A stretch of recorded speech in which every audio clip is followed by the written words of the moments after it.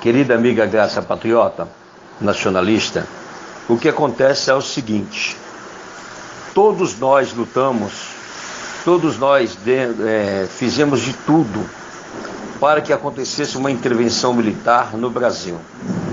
Os militares, verificando que uma intervenção militar ocorreria derramamento de sangue, eles preferiram agir no silêncio, no planejamento, no efeito surpresa, de forma altamente sigilosa, fazendo acontecer uma intervenção branca nos bastidores, do qual as Forças Armadas, em especial ao Exército, porque dentro das Forças Armadas tem alguns generais, brigadeiros e almirantes da Marinha, que são safados comunistas, que era a favor do PT e dos esquerdopatas, mas isso aí é a minoria, não chega nem 1%.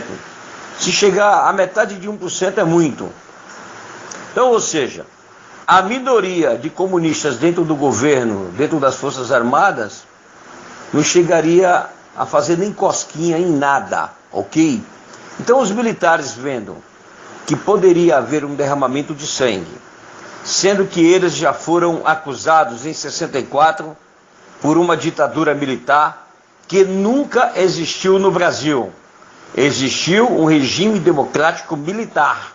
Isso, quem tem aí seus 55 anos, 60 anos ou mais, sabe que foi o melhor sistema de governo que o Brasil já teve.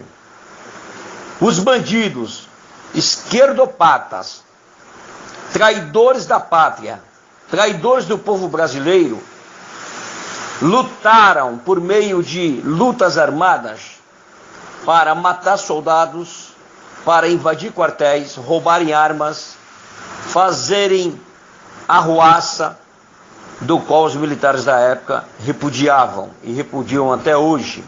Então eles, se aproveitando da situação, como eles fazem nos mesmos dias de hoje, eles se dizem que são vítimas de uma ditadura militar que nunca existiu. Então, a intervenção, ela aconteceu nos bastidores. E aqueles que queriam uma intervenção como se fosse 64, as tropas na mão, tanques de guerra, invadindo Brasília, eles achavam que isso iria acontecer. Lógico que não poderia acontecer, porque os dias de hoje são diferentes de 64. Os dias de hoje, a cabeça do jovem foi maquiada, foi lavada por esses esquerdopatas comunistas que ficaram nas escolas, nas universidades, fazendo a cabeça do jovem, colocando contra o regime militar. Então, o que ocorre? A estratégia, a inteligência das Forças Armadas foi fazer uma intervenção branca, do qual não viesse a ter derramamento de sangue. E isso a maioria não entende. Eu te digo por toda a experiência que eu tenho, Sargento Roseno, quando eu me tornei sargento do Serviço Secreto, quando eu me tornei membro da 2ª Seção de Investigação do Comando Militar do Sudeste, e aqueles que serviram Exército sabem do que se trata, me tornei e provo que fui, e tenho documento que prova que eu participei. Quando eu me tornei, tenho reservista, tudo, sou um sargento da reserva proativa do Exército Brasileiro. Então, amiga, é inadmissível aceitar que esses bandidos venham oprimir a nação brasileira. É o que os petistas, inconformados com a perca da teta da vaca, os esquerdopatas inconformados porque vão deixar de roubar os cofres públicos, estão revoltadinhos. Governadores esquerdopatas comunistas que hoje aí estão, eles estão unidos com a bandidagem, com o mundo do crime, com facções criminosas, para afligir, atacar o povo, colocar fogo nos bens públicos, em ônibus e transportes, impedir a nação brasileira, para culpar o governo de Bolsonaro e para que Bolsonaro venha proclamar uma intervenção federal, por exemplo, no estado do Ceará, Esse Camilo Santana é um vagabundo. Não vale nada esse pilantra safado do PT.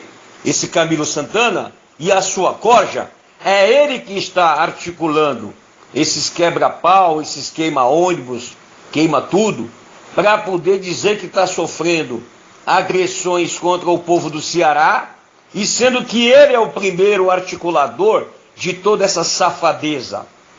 É por isso que eu sou a favor, mesmo que Bolsonaro ganhou as eleições, se ele não conseguir governar, ele fecha o Congresso Nacional, fecha o Congresso Nacional, que é composto pela Câmara dos Deputados e Senado Federal, fecha tudo, impõe aí um regime rígido, implanta uma pena de morte, fuzila todos esses traidores da nação, faz uma limpeza geral no Brasil, porque não adianta querer levar na paz com vagabundo. Vagabundo tem que ser na chibatada. Vagabundo que eu digo não é o vagabundo que está preso nas cadeias, porque ele já sabe que quando vai para o crime, se for preso e condenado, ele sabe que já vai pagar pena. Agora, o pior ladrão criminoso que existe é o ladrão político que rouba o dinheiro da saúde pública, da habitação, da segurança, né, do trabalho, e enfim, em tudo. Esse é o pior ladrão. Então, te digo, amiga, todos esses quebra-pau, essas quebrar ônibus, colocar fogo em patrimônio público, são organizações criminosas comandadas por governadores petistas e esquerdopatas que querem desestabilizar o governo de Jair Bolsonaro para que tenha uma intervenção federal, e uma vez que tiver uma intervenção federal, não pode haver votação de projetos de lei em benefício do povo. Está aí a notícia. Sargento Rosendo, lutar sempre sem nunca pensar em desistir. Juntos somos mais fortes.